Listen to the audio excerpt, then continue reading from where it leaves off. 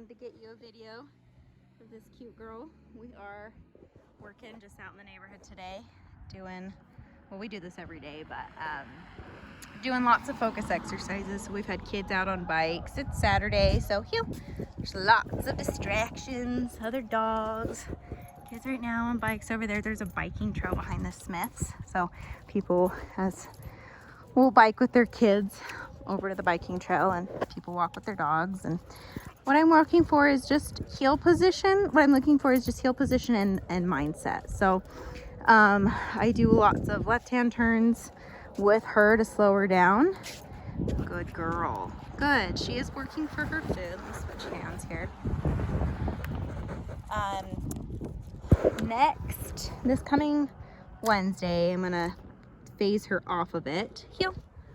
When you get her home, you're not gonna have to do so much food stuff anymore. You just give her food, her meals from bowls from this point out, but I wanna make sure that with me, she's doing really well. So her heel position is looking awesome. Heel. One thing I noticed with her, sometimes she can be a little bit far out. So if I just tuck her in on the left-hand turns and pull her in with the leash, good girl. She's a lot better. Good job. She's rocking it. So the last few days, we haven't had any jumping on people. Heel.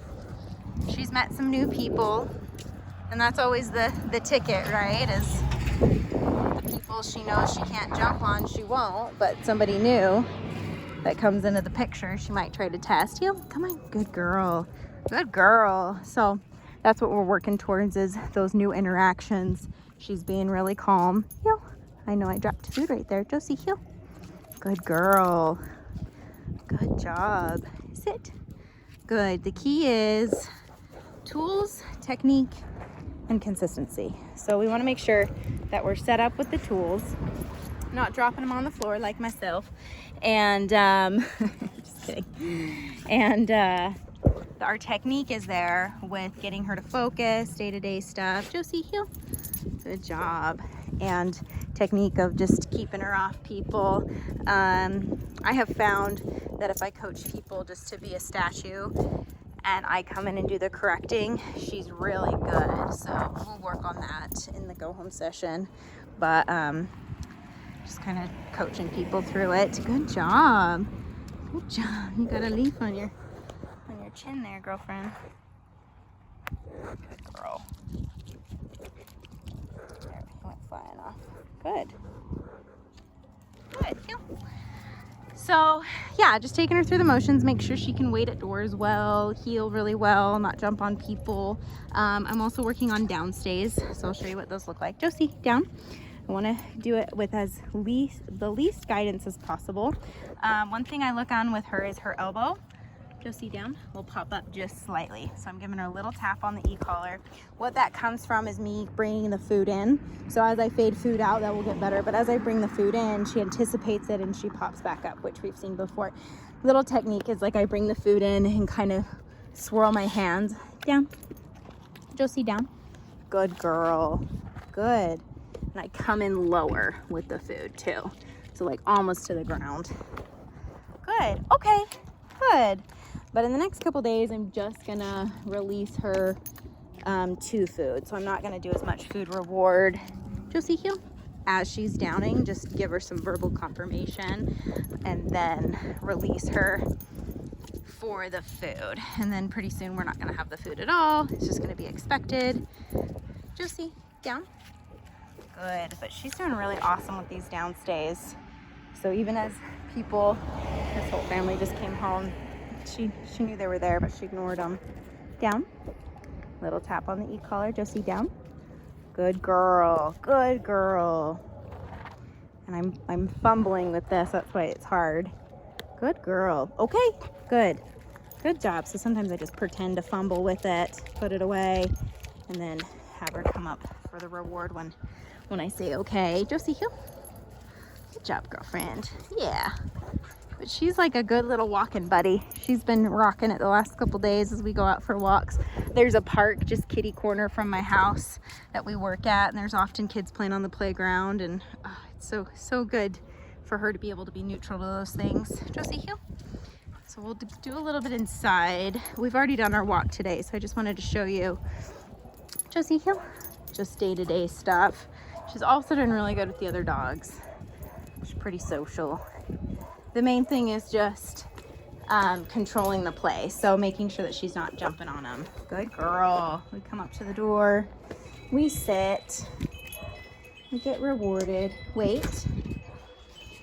Now on the wait, what I'll do is I'll open it, which is often a source of excitement, make her wait, keep her there, and then reward her. Good job.